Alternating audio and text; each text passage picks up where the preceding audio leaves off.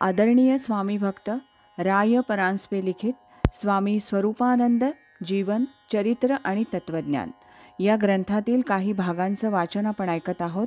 आज ऐकूया यातील प्रकरण 18 आठवणी आणि अनुभव याचा भाग 8. आजच्या भागात आपण बोरिवलीचे श्रीयुत विष्णू दामोदर भट यांनी लिहिलेल्या आठवणीचं वाचन ऐकणार आहोत. ओम तत्सत.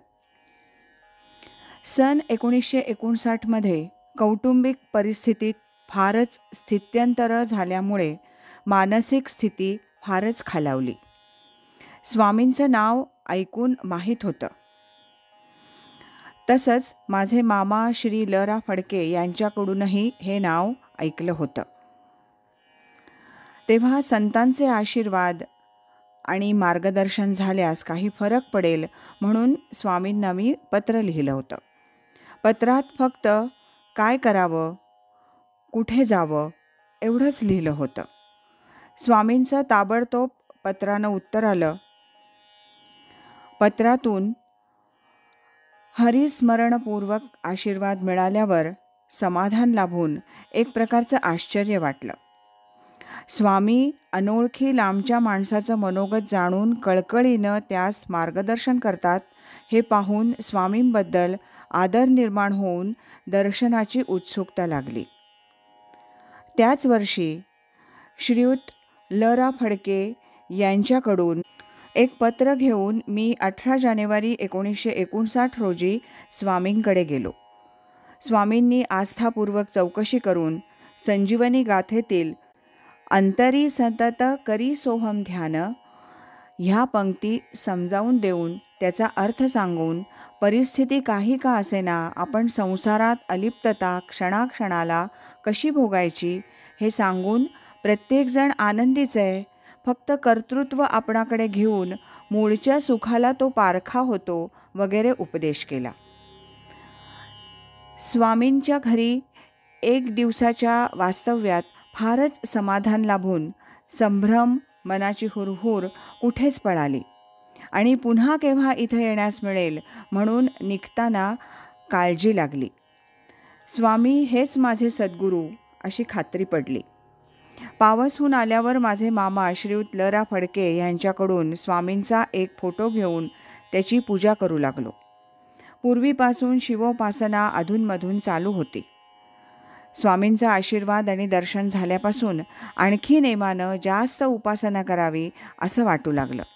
स्वामी कृपेमुळे थोड्याच काळात स्थितीत सुधारणा घडून येऊन परमेश्वराच्या अस्तित्वाबद्दल शंका राहिली नाही. एकीकडे उपासना चालू होती आणि दुसरीकडे स्वामी मला अनुग्रह देतील किंवा नाही आणि आपण त्यांना ह्या बाबतीत कशी विनंती करावी वगैरे प्रश्न मनात येत. सन 1960च्या 13 मे रोजी माझं लग्न झालं. लग्न झाल्यावर स्वामींचे आशीर्वाद मिळावे म्हणून सौला घेऊन पावसला जाणं निश्चित केलं. जाताना माथेरान इथले माझे मोठे बंधू श्रीयुत बाळकृष्ण दामोदर भट यांना नेण्याचं ठरलं. ते पेण इथले संतपुरुष श्री वाईकर यांचे अनुगृहीत असल्यामुळं त्यांचीही स्वामींच्या दर्शनाची इच्छा होती. जाताना आमच्या बंधूंजवळ मी स्वामींकडे मला मंत्र द्या म्हणून विचारू का अशी विचारणा केली. त्यावर ते म्हणाले, कदाचित यावेळेस ते आपणहून तुला अनुग्रह देतील. न दिल्यास पाय धरून विनवणी कर. 29 मे 1960 रोजी सकाळी मी स्वामींकडे गेलो. मी आणि बंधू स्वामींच्या खोलीत गेलो. आमच्या बंधूंना प्रथम दर्शनीस स्वामींच्या मागे मोठं प्रकाशाचं वलय दिसलं आणि अत्यंत आनंद झाला. स्वामींनी बंधूंची आस्थापूर्वक चौकशी करून दोघांकडून नामस्मरणाचं महात्म्य आणि ते कसं करावं वगैरे उतारे गुरुदेव राद रानडे चरित्रातील वाचून घेतले. आमच्या बंधूंनी ध्यानाला बसताना मांडी कशी घालावी ह्याबाबत विचारणा केली.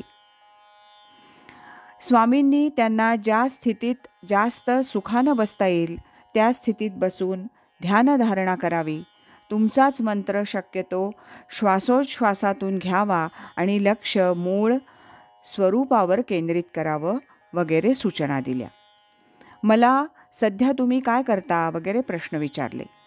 तेव्हा मी त्यांना आपल्या फोटोची पूजा करतो आणि वेळ मिळाल्यास गुरुचरित्र वगैरे वाचतो असं सांगितलं. सर्व ऐकून घेऊन मला नंतर मी बोलावतो असं सांगितलं.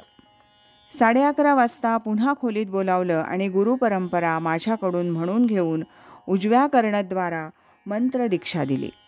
मला काहीच कल्पना नव्हती आणि मंत्र मिळाल्यावर थोडा वेळ माझ्याकडून ध्यानाची क्रिया करून घेऊन दररोज वेळ मिळेल तेव्हा किंवा ठराविक वेळी थोडं थोडं स्मरण करीत जा असं सांगितलं आणि आशीर्वाद आणि खडीसाखर दिली.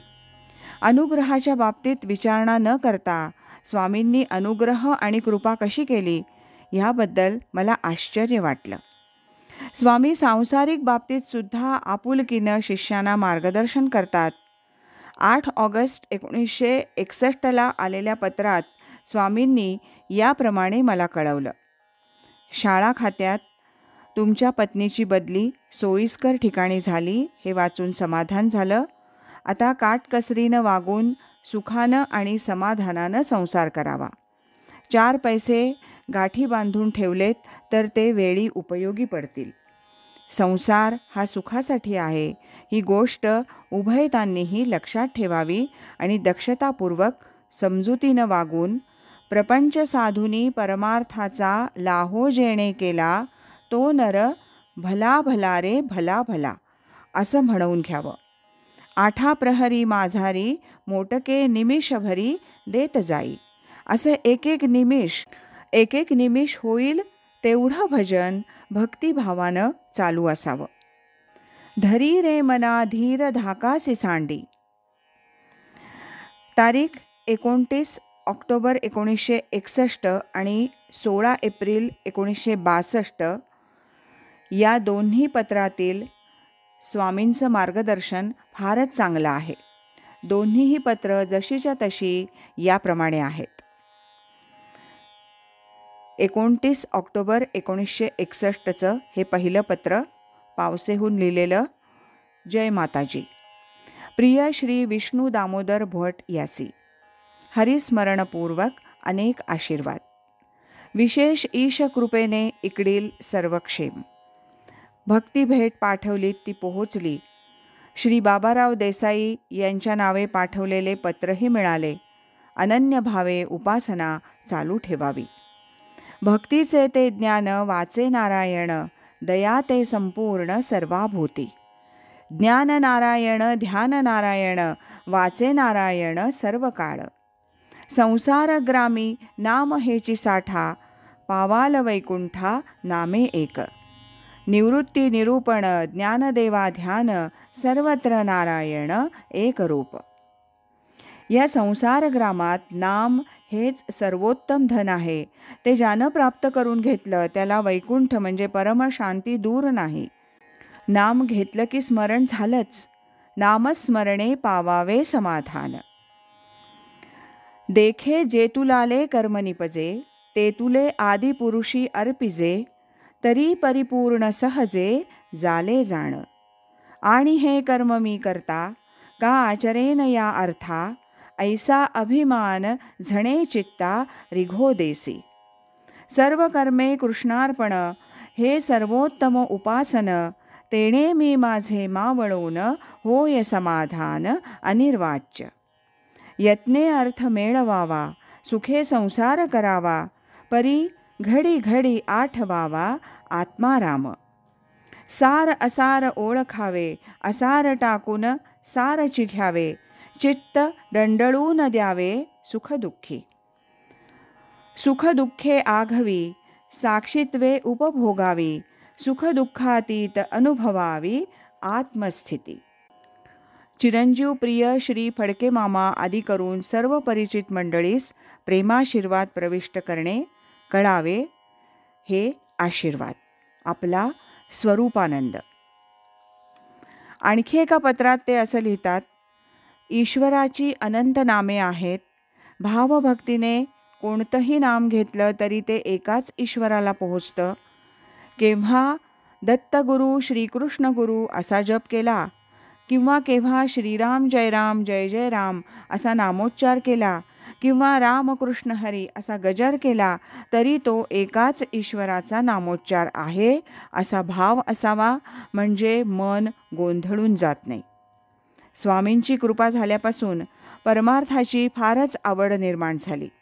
सुरुवातीला संकट नाहीशी व्हावी ह्या दृष्टीनं मी स्वामींकडे आकर्षला गेलो आणि आता फक्त वाटेल ती परिस्थिती आली तरी हातून परमेश्वराची सेवा घडावी या स्थितीला येऊन पोहोचलो आहे. स्वामींनी बालकाकडून सेवा करून घ्यावी आणि ज्ञान वैराग्य भक्ती हीच द्यावी, हीच विनंती आहे.